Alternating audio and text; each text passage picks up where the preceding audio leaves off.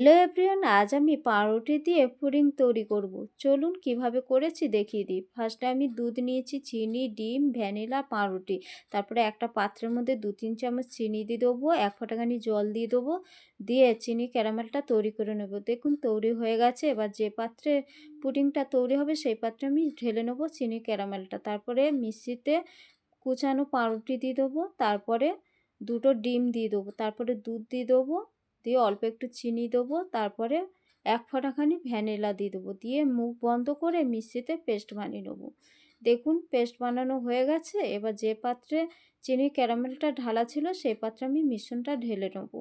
তারপরে কড়া বসিয়ে দেবো, কড়াতে জল দিয়ে দেবো, ওর ওপরে স্ট্যান্ড বসিয়ে পাত্রটা বসিয়ে চাপা দিয়ে 40 মিনিট লো আঁচে বসিয়ে রাখবো। দেখুন 40 মিনিট পরে ফিরে এসেছি, দেখুন একদম তৈরি হয়ে গেছে।